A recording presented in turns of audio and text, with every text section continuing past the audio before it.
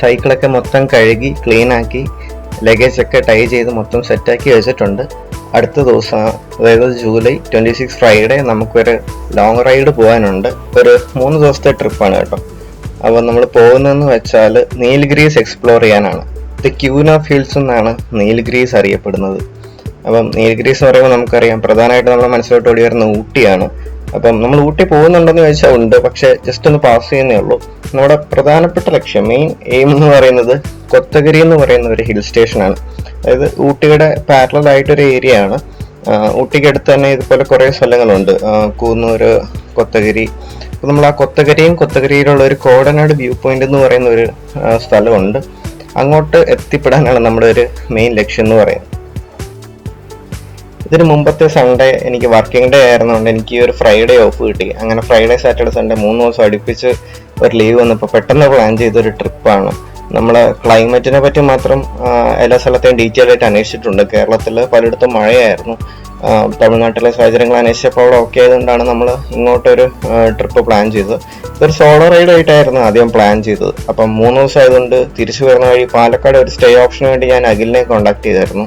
ഇപ്പോൾ ഒരു ട്രിപ്പിനെ പറ്റി അറിഞ്ഞപ്പം അഖിലും ഇൻട്രസ്റ്റഡ് ആയി. അപ്പം ഞാനും അഖിലും കൂടിയാണ് ഈ യാത്ര പോകുന്നത്. അപ്പം ഞാൻ ഫ്രൈഡേ മോർണിംഗ് കൊരട്ടിയിൽ നിന്ന് ഇറങ്ങി.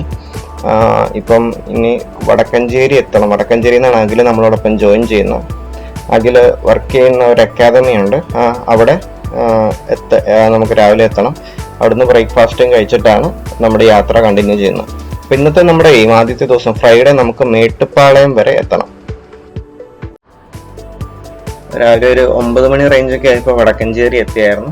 അവിടുന്ന് അഖിലും നമ്മളോടൊപ്പം റൈഡിന് ജോയിൻ ചെയ്തു.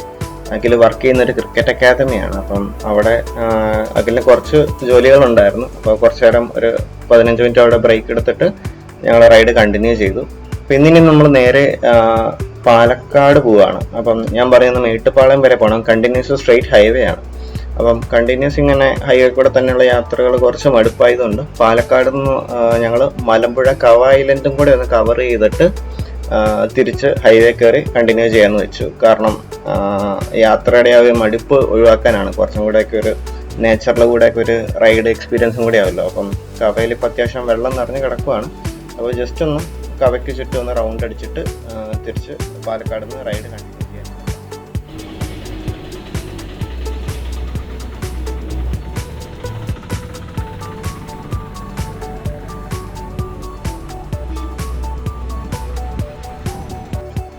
നമ്മളിപ്പോൾ പാലക്കാട് ഫോർട്ടിലാണുള്ളത്. ഇവിടെ നമ്മൾ അധികം നേരം സ്പെൻഡ് ചെയ്യുന്നില്ല, ജസ്റ്റ് ഒന്ന് കയറി ഇറങ്ങി കണ്ടുവരാനാണ്.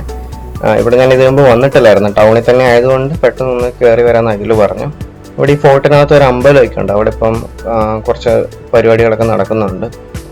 ഇതിന് അറൗണ്ട് നമുക്ക് ചുറ്റും നടന്നു കാണാനൊക്കെ പറ്റും. പക്ഷെ അത് വൈകുന്നേരങ്ങളാണെന്ന് തോന്നുന്നു, ഇപ്പോൾ അത് ഓപ്പൺ അല്ല.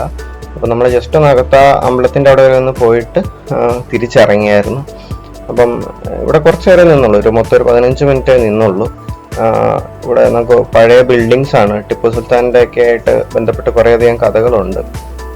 കുറേയധികം ആമകൾ കേട്ടോ. ഇവിടുത്തെ സാധാരണ നമ്മൾ മീനുകളൊക്കെയാണ് ഇങ്ങനെ കാണുന്നത്. കുറേ ആമകൾ ഇവിടെ ഉണ്ടായിരുന്നു. അത് നല്ലൊരു കാഴ്ചയായിരുന്നു അത്.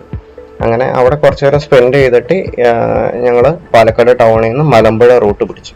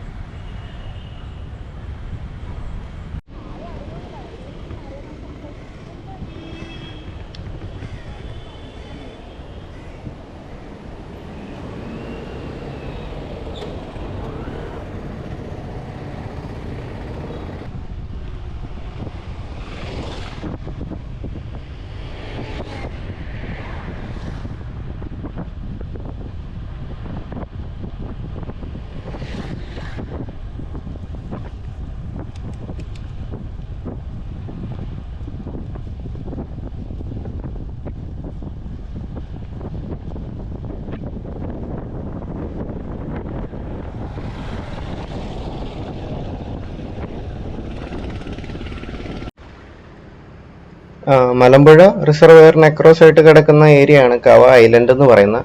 അപ്പോൾ നമുക്ക് മലമ്പുഴ ഡാമിൻ്റെ അവിടെ നിന്ന് ലെഫ്റ്റിലോട്ടും റൈറ്റിലോട്ടും 2 വഴികളുണ്ട്. അത് ശരിക്കും നമ്മൾ റൗണ്ട് അടിച്ച് വരുവാണ്. ഒരു 20 കിലോമീറ്ററോളം നമുക്ക് ഈ കവ ഐലൻഡ് റൈഡ് ചെയ്യാൻ പറ്റും. അപ്പൊ ഒന്ന് ആ ലെഫ്റ്റ് എടുത്ത് പോകുന്ന വഴിയാണ്. ഇതിനു മുമ്പ് ഞാനൊരു വീഡിയോ ചെയ്തിട്ടുണ്ട്, അത് കണ്ടിട്ടില്ലാത്തവർക്ക് ഞാൻ എൻ്റെ ലിങ്ക് ഡിസ്ക്രിപ്ഷനിൽ കൊടുത്തേക്കാം. അപ്പൊ നമ്മൾ ഇന്ന് പോകുന്നത് മലമ്പുഴ ഡാമിന്റെ അവിടെ നിന്ന് റൈറ്റ് എടുത്തിട്ടുള്ള വഴിയാണ്. അത് കുറച്ചും കൂടി ഒരു ഫോറസ്റ്റ് ഏരിയ ആണ്. മറ്റേതിൽ നമുക്ക് കുറച്ചും കൂടെ ഒരു റിസർവയറിന്റെ വ്യൂ ഒക്കെയാണ് കൂടുതലുള്ളത്. പക്ഷെ ഈ ഒരു റൂട്ട് നമുക്കൊരു ഒരു ഫോറസ്റ്റിന്റെ ഒരു ആംബിയൻസിൽ കൂടെ നമുക്ക് കുറച്ചു നേരം റൈഡ് ചെയ്യാം. എന്നിട്ട് നമ്മൾ ആ ഡാമിന്റെ ആ ഒരു മെയിൻ ഒരു ഏരിയ എത്തിയിട്ട് നമ്മൾ തിരിച്ചു പോരും.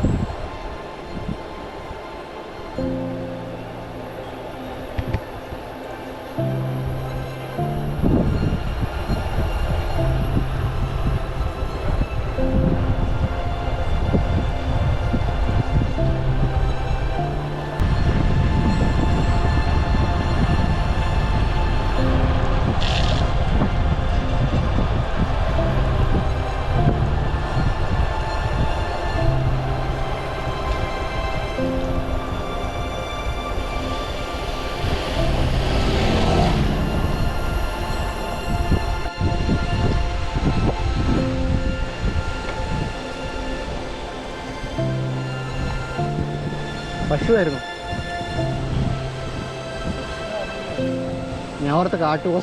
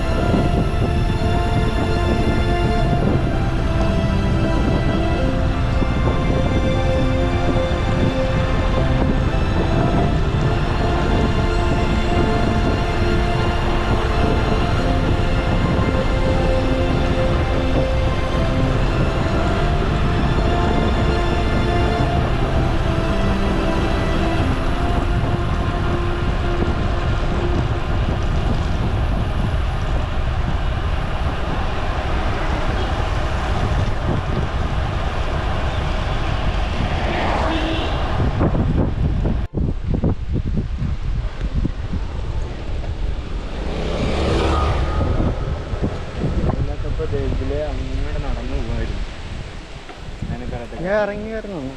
അപ്പോൾ ഇത്രയും വെള്ളം കയറും അല്ലേ?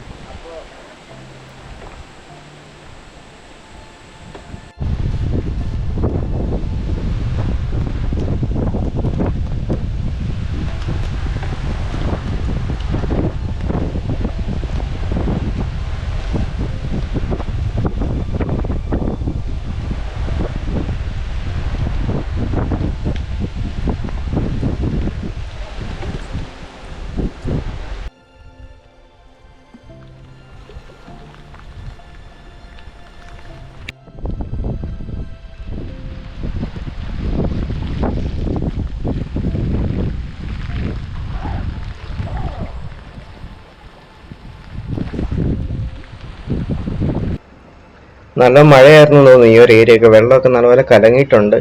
ഈ ഒരു ഏരിയ ഒക്കെ നമുക്ക് റൈഡ് ചെയ്യാൻ പറ്റുന്ന ഏരിയ ആയിരുന്നു കേട്ടോ. മറ്റേ കവ ഐലൻഡിന്റെ പഴയ വീഡിയോ കണ്ടാൽ അറിയാം. നമുക്ക് ഈ ഒരു ഏരിയ ഒക്കെ സൈക്കിൾ വരെ ഞാൻ ഓടിച്ചു പോയിട്ടുള്ളതാണ്. അവിടെയെല്ലാം ഇപ്പോൾ വെള്ളം കയറി കിടക്കുവാണ്. നമുക്ക് ഒത്തിരി താഴോട്ട് ഇറക്കാൻ പറ്റിയില്ല. എനിവേ മഴയൊക്കെ ആയതുകൊണ്ട് നമ്മൾ കൂടുതൽ ആ വെള്ളത്തിന്റെ പരിസരങ്ങളൊന്നും അധികം ഇറങ്ങിയില്ല. അവിടെ ഒരു 15 മിനിറ്റ് സ്പെൻഡ് ചെയ്ത് ഒരു ടീ ബ്രേക്ക് ഒക്കെ എടുത്തിട്ട് നമ്മൾ തിരിച്ചിപ്പം പാലക്കാട് ചവിട്ടാണ്. പാലക്കാടല്ല, നമ്മൾ ഇനി കഞ്ചിക്കോട് എന്ന് പറയുന്ന സ്ഥലമുണ്ട്. കഞ്ചിക്കോട് വാളയാർ കയറി അങ്ങനെ പോവും. അപ്പോൾ വാളയാറിൽ നിന്നാണ് നമ്മുടെ ലഞ്ച് കഴിക്കാൻ പ്ലാന്. അവിടുന്ന് പിന്നെ സ്ട്രെയിറ്റ് കോയമ്പത്തൂർ മേട്ടുപ്പാളയത്ത് വൈകിട്ട് ഒരു 7 മണിയൊക്കെ ആകുമ്പോൾ എത്തുന്നതാണ് എക്സ്പെക്ട് ചെയ്യുന്നത്.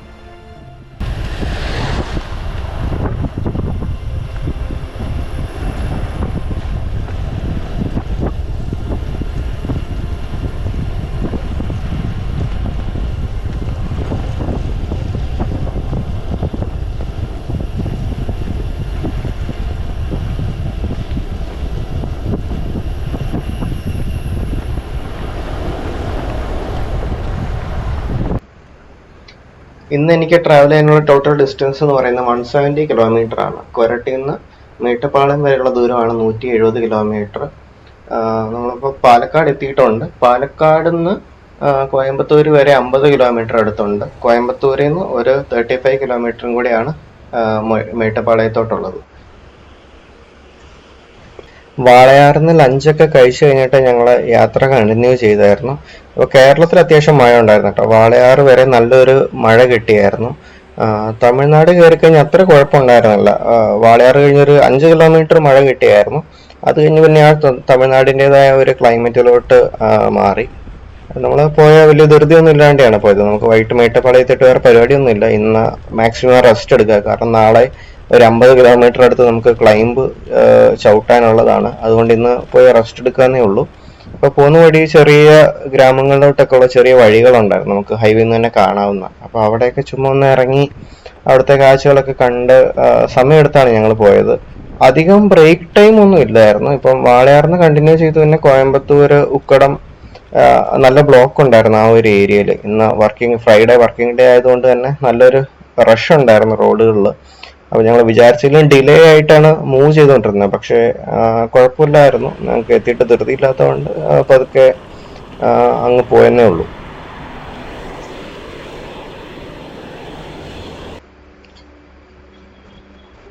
നമുക്ക് മേട്ടുപ്പാളയത്ത് ഡയറക്റ്റ് ഊട്ടി റൂട്ട് ഒരു 50 കിലോമീറ്റർ ആണുള്ളത്.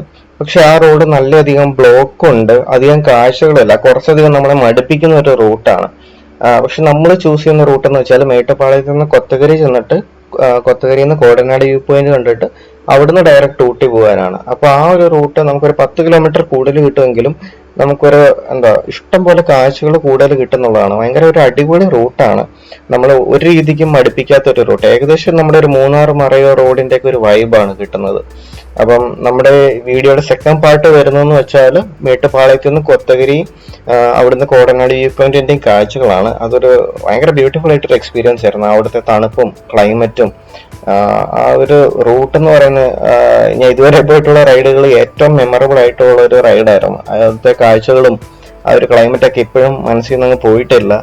അപ്പം ആ ഒരു കാഴ്ചകളൊക്കെ ആയിട്ടായിരിക്കും അടുത്തൊരു പാർട്ടിൽ കാണാൻ പോകുന്നത്. അത് നിങ്ങൾ ഒരിക്കലും മിസ് ചെയ്യരുത്. ഇതിന്റെ സെക്കൻഡ് പാർട്ട് ഭയങ്കര ഒരു സ്പെഷ്യൽ റൈഡാണ്. അപ്പം നമ്മൾ ഒരു 8 മണിയൊക്കെ ആയപ്പം മേട്ടുപ്പാളയം എത്തി കേട്ടോ. അപ്പം മേട്ടുപ്പാളയം എത്തിയിട്ട് പിന്നെ നമ്മൾ റൂം അവിടെ എടുത്തിട്ടുണ്ടായിരുന്നു. പിന്നെ റൂമിൽ ലഗേജ് ഒക്കെ വെച്ചിട്ട് നമ്മൾ അവിടെ അടുത്ത് പോയി ഫുഡൊക്കെ കഴിക്കാൻ വേണ്ടി ഇറങ്ങി.